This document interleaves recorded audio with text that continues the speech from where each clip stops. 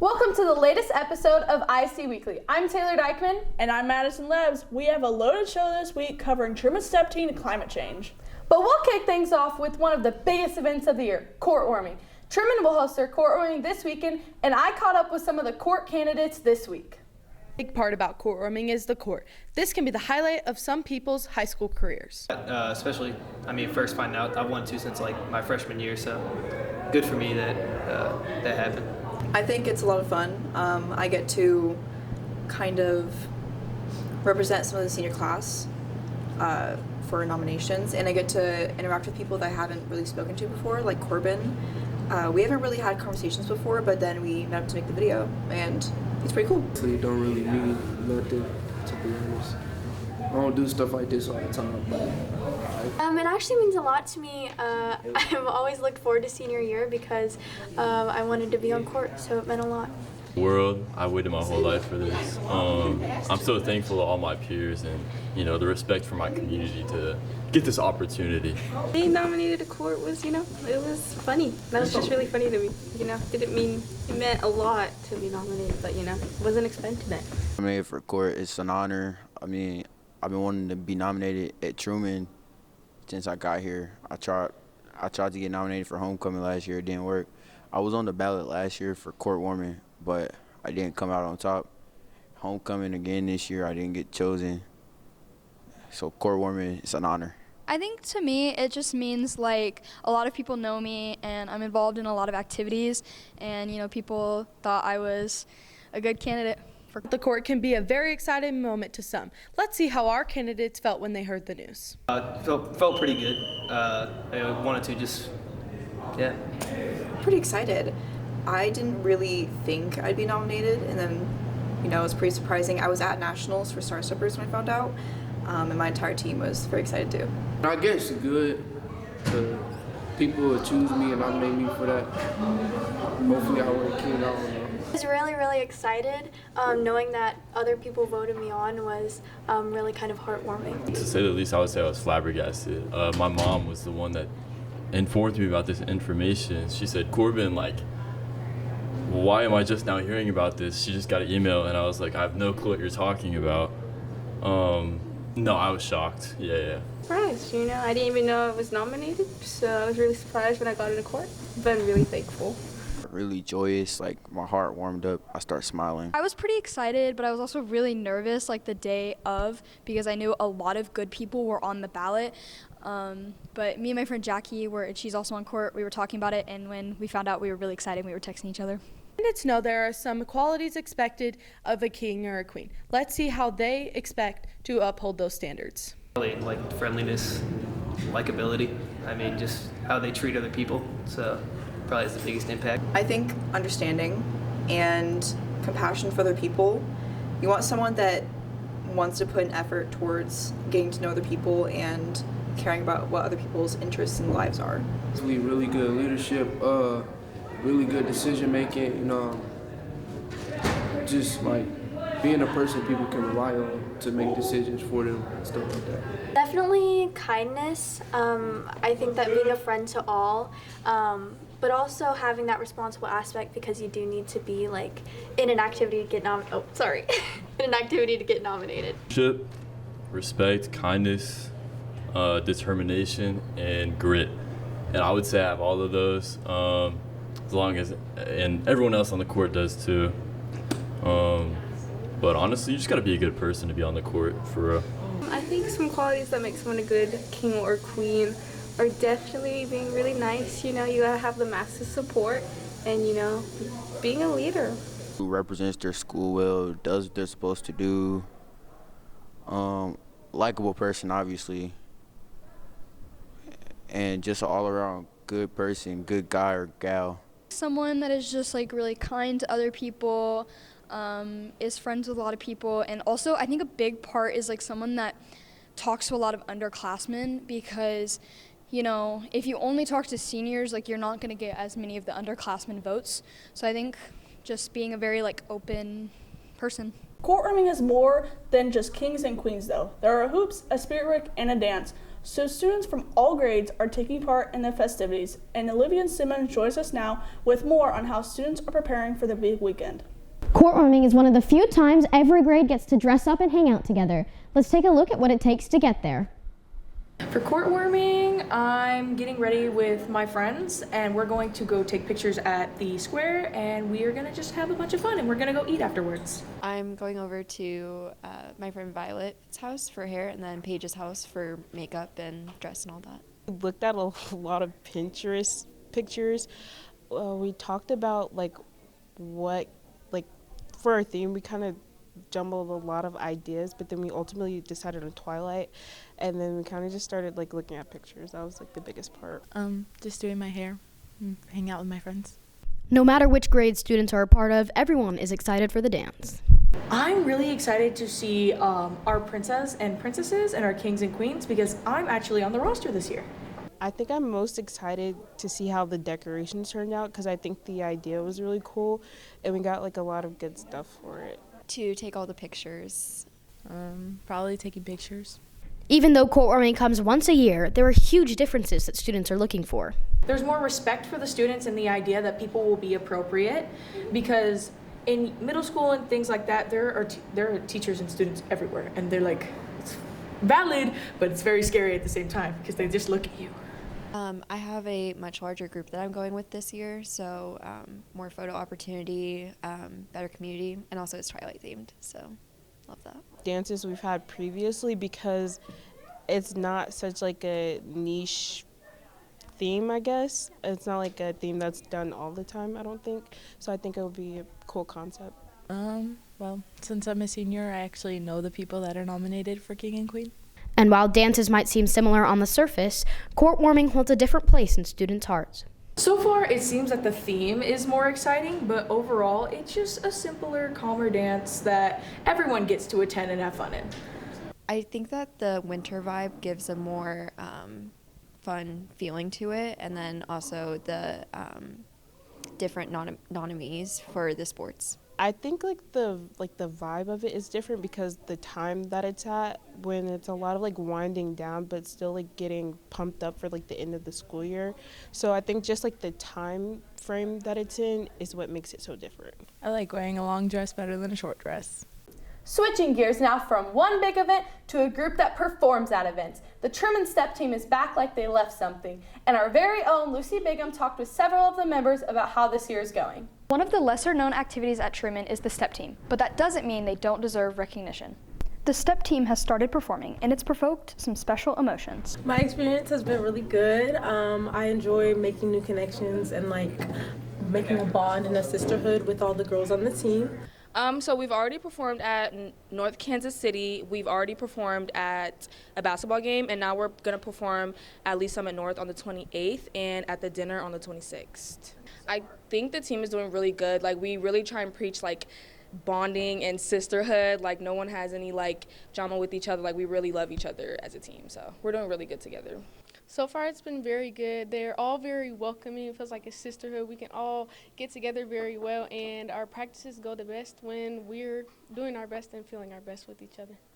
The team is performing at the upcoming courtwarming assembly, and they are pumped. Yes, I am. I think that it's been a little rocky, but I think that us coming together, we're going to make it work because we always do, of course. And I feel like all of us are really excited to show the student body what we've been working on. I am personally very confident because we're just gonna put half of our show in the assembly, so we're already very well prepared and trained for the assembly, so it's gonna go good. We've been preparing for the assembly and our competitions a lot. And finally, what is the future of the Step team going to look like? I hope that they enjoy it and that they keep it going. I know that there's been times where it's it does get hard and it's a little frustrating, but I feel like everyone that's on the team that's underclassmen, they have the potential to do what it takes. So me and India are choosing captains in the next week or two, so we really hope that the girls push it forward and continue to do it. We've been bringing new ideas for shows for next year and years to come, and we just hope that they continue to pursue it because this is kind of what me and her did. So it's gonna be hard for the girls to keep doing it, but we're just gonna still try and help them. They could always text us and keep us informed, and we'll still try and help them as we go. I'm looking forward for us to get first place, hopefully, and I just love performing. Speaking of steps, the Trump administration took a giant step backwards when it comes to climate change. They repealed an Obama scientific finding that was used to create regulations targeting greenhouse gases emissions. I talked with a few students and staff to get their thoughts on America's rejection of climate science. Climate change is currently a big effect that has happened both locally and globally around the world. Locally, I don't think we see a lot of it per se, other than more of a climate shift than a climate change. We're seeing like spring starting later, summer starting later, going longer, fall starting later, going longer. Just say everything's kind of shifting a little bit more around the curve. Globally, I think the extreme northern part of the hemisphere is seeing it more so than anything. Take this year, for example, the immense amount of snowfall that has fallen, even through the Great Lakes region. And, they're starting to see that pattern happening more and more frequently now. So with rising temperatures and climate getting a little different, I think our seasons are starting to kind of shift a little bit more. People are seeing that specifically during 6 seasons. So like right now with allergies kicking in, dying a little bit inside, right? So my allergies are kicking in, my throat's starting to hurt. A lot of kids are feeling those effects, and then flu seasons are starting to shift, so we're seeing them a little earlier. I think those are all connected a little bit. I think people are getting sick at different times. It offends people locally. People are wearing shorts at school, and it's about 65, 70 degrees in February when it should be cold and having storms. I would say some areas are more affected than others. Some people who live in like more polluted areas definitely reap the negative effects of being around that type of pollution. I mean, we were just talking about particulate matter today, and it can really increase your risk for cardiovascular and respiratory health. So that's just an example. Some of these policies that are currently going into effect can either be helpful or harmful in ways to slow climate change to help the environment. Policies do both, okay? If we take things away that are contributing to climate change, it's going to harm it. But if we keep putting things back in to climate change that help, or things that help to control or slow it down, we're going to see it go in the positive direction. I mean, the biggest issue right now is what exactly is causing the shift. And they always have said, it's the carbon dioxide in the air. Okay, how do we correct that? And how can we do it environmentally friendly? Depending on which policies changes we're talking about, usually they're not for the better. Most policy changes that are economically friendly, meaning they usually help the economy in certain ways, typically don't care too much about environmental impact. And so while some repeals of former acts and different laws have caused a little bit of a backstep, unless all of them get repealed or we take drastic steps forward, I don't know that the impact is going to be either helpful or hurtful in either direction.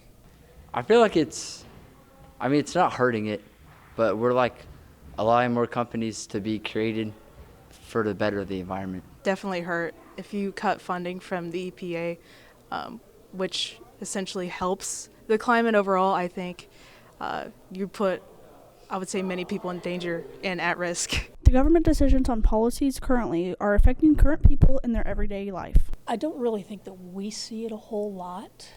I think it affects more the big businesses, the major factories and things like that, because that's who they target in terms of pollution and everything. We see it more through the trickle-down effect, through increased pricing and inflation. So their policies, if I could go on forever about that, but in terms of looking at climate change with the policies, I think we need to do a little bit more, even though it's going to probably cost us in the long run. As a whole, I think the government itself, as an organization that puts in laws and puts forth helpful things to both the everyday people but as well as other people in the world, I think they have to be able to focus on the bigger picture instead of just self or right now. And I think that's an issue a lot of people have, is the things that need to change or could change, we can't picture those long term. You can't picture things you haven't actually seen. I feel like if they wanted to make a bigger change, then they'd assess the problem more frequently in their meetings. I think in a way it doesn't allow people to be heard properly, which I think is another big problem in the society nowadays. I think a lot of people aren't heard, especially minority groups. It just seems like the major groups are just honestly heard, and just sometimes getting your voice out there is just not really, out there. But I think it really just does more harm than good. So The government's role in helping fight climate change is a crucial effort to help prevent climate change. I would like to see the government more involved. I would definitely say that I think the Congress people and the lobbyists definitely need to understand the effects that they are doing by not allowing, by not passing more acts or laws or just protections against the environment. Because, it's not only our home, it's also the animals and the resources that we use constantly to build other things too. So, yeah. A lot of those kind of changes that we see typically impact us a little bit in our taxes or our everyday financial decisions. But also, as you can see with the people around you, I mentioned earlier allergies, sickness, etc. We typically see those when your teachers are out for being sick. Your parents are sick at home and they bring it to them. And especially with an economic impact to the side of things, when these things start to kick in and we start to see taxes go up because we're changing different policies or different things are happening, and then you get sick, and you can't go into work or you can't come to school and you can't learn the things you need to learn, we typically see that kind of impact. And it's a trickle-down effect, right? You're not going to see it all at once, but we'll see it later on down the line. I think they need to play a little bit bigger role. I think they need to regulate a little bit more, and they need to stand by their regulations instead of taking the regulations away. Our EPA, basically has been disbanded. And as a result, factories that used to have scrubbers and things like that in their stacks no longer have to have that. And so pollution is starting to go out of control again. Yeah. They should promote the companies that are trying to decrease the rate of climate change. Renewable energy is a big part to help prevent climate change. That's a give or take, because with renewable energy, you're going to have increased cost to get it started. Once it's going, I think it'll be beneficial. But you also have to look at things, so let's take the windmills, for example. Those big giant windmills that are spinning around, they have come under scrutiny for being the cause of death of several bats and bat species, as well as bird species. They are now talking about trying to find other alternative ways, instead of having the big blades going around, more like a wind tunnel. And some places are even putting wind things up on highways that as the cars pass, the cars are generating the wind that is giving that renewable source.